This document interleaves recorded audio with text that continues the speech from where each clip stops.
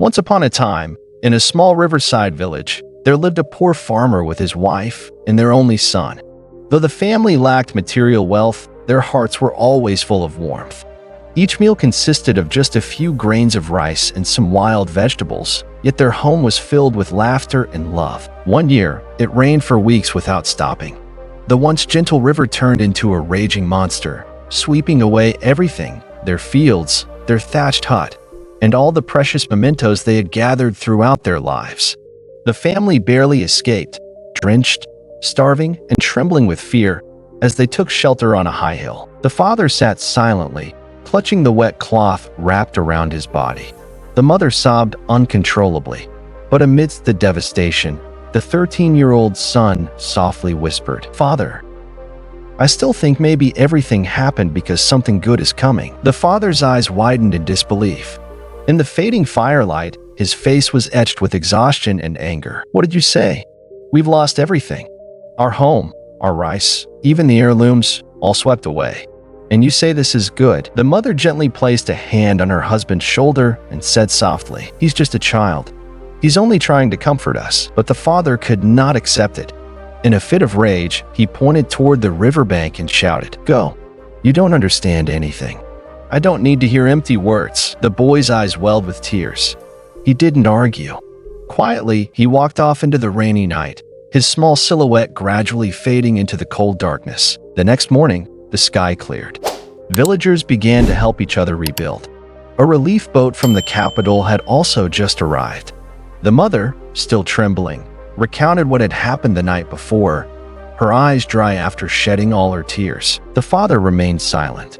Though he said nothing, guilt was beginning to creep into his heart. Had his anger cost him his only son? A relief official approached and handed them a bundle of food and warm blankets. The father bowed his head and thanked him. The mother whispered, "See, dear, if not for the storm, how would the high officials ever know our village? How would rescue boats find us? Maybe our son was right. Sometimes, things happen to lead us to something better." The father sighed. "But what good can make up for losing our son? Where is he now, alive or dead?" The mother replied gently, "If he still believes in the light, perhaps heaven will guide him back." In the father's heart, a deep regret grew heavier each day. Every night, he sat before the ashes of their old home, silently hoping for his son to return so he could hold him close and whisper, "Now I understand, my son. Maybe you were right. Everything that happens has a reason and leads to something good, if only we can learn to see it with our hearts." After losing his son, the father lived out his days in quiet torment. He no longer raged, nor did he curse fate, but his eyes always carried a deep, lingering sorrow, like a wound that doesn't bleed but aches every single day. The mother continued to care for him, gently encouraging him to find a new job. "Dear, we're still alive. We still have strength. We can't just sit here waiting to die. Who knows? Maybe if you go out to work, you might cross paths with our son again." The father sighed. His heart had grown cold, but her words lit a faint flicker of hope within him. One morning, he left the village with a cloth bundle and headed to the town in search of work. But after a week of wandering, no one would hire him. They all looked at his thin, weary frame and shook their heads. He wandered through bustling streets, lost among the hurried crowds, a nameless, homeless man with no direction. While resting under a tree by the roadside, a gentle voice called out, "Sir, do you need a job?" Looking up, he saw a neatly dressed middle-aged man with a kind demeanor. The man smiled warmly. "My family needs someone to tend the garden and care for our buffalo. It's not hard work. We offer regular pay and a place to stay. Can you do it?" The father bowed in gratitude. For the first time in many months, he felt trusted. He began working as a gardener for that family. Each day, he rose early and worked diligently, never complaining. At night, he often sat on the porch, gazing at the stars, whispering, "My son, I'm still waiting for you." One day, while trimming the garden hedges, he heard a car pull up at the gate. A sleek black car. A young man in a white shirt stepped out, tall and poised, carrying a leather bag. The young man looked around and asked the homeowner, "Excuse me, may I ask, what's the name of your gardener?" The homeowner pointed, "Over there. That's him." The young man turned. His eyes hesitated. The gardener paused. Their gazes locked. A heavy silence. Then the young man whispered, his voice trembling, "Father, is that you?" The man staggered back a step, staring at the young face. No matter how much time had passed, he would never forget those eyes, the eyes of his son. "You, it's really you?" The young man stepped forward and embraced his father. They wept in each other's arms, right there under the golden sun. After the tears subsided, the father choked back emotion. "These past years, where have you been?" "I thought." The son shared his story. "That night, I wandered into the town. A kind man took me in and taught me a trade. I studied business, opened a small shop, and gradually built a better life. Today, I came back to find you and Mom." The father's weathered hands, trembling and calloused, grasped his son's. "I'm sorry for not understanding you that night. But now that you're back, that's all that matters." The son smiled, eyes shining. "Father, I still remember what I once said. Everything that happens for something good. If not for the flood, if you hadn't sent me away, I would have never dared leave the village. And today, maybe, we'd still be poor, trapped in our fear.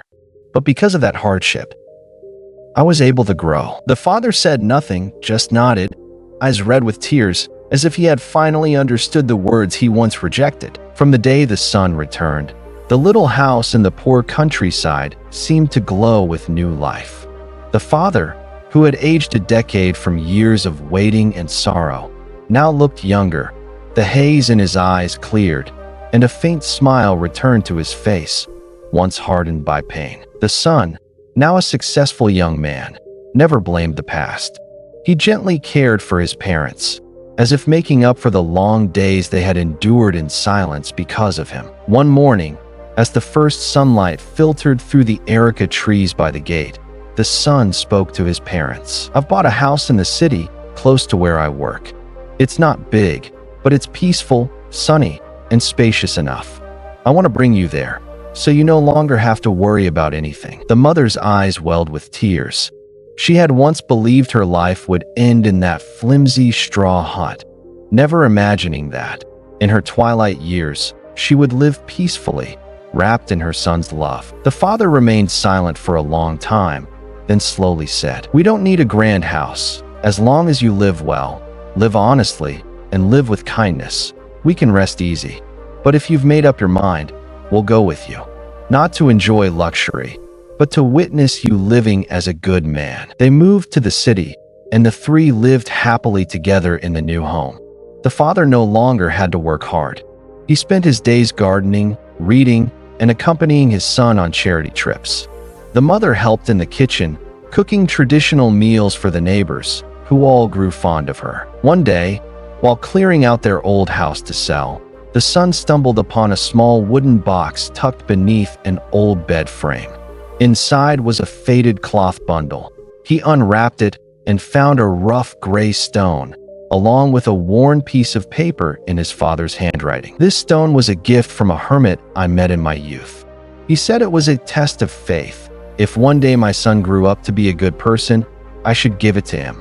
But if I remained bitter and could not forgive him, I should keep it, to carry the weight in my heart forever." The son held the stone in his hand. Sunlight poured through the window and struck its rough surface. A faint glow shimmered. He looked at his father and gently asked, "Is this the stone you kept?" The father nodded. "It is the test of faith. It holds no monetary value, but it proves one thing. People can fall, can make mistakes, but if they rise again with a kind heart, goodness will return to them, sooner or later." The son took his father's hand and whispered, "Now I understand. If you hadn't been so strict that day, I might have stayed a boy lost in illusions. Without pain, I would never have learned gratitude. Truly, everything that happens for a good reason." The story closes with a quiet image. Three people in a cozy home, sharing dinner under the warm golden light. Laughter fills the room. Outside, a gentle breeze rustles the air, carrying the scent of a new season, one of healing, forgiveness, and the quiet blessings that life had been quietly preparing all along.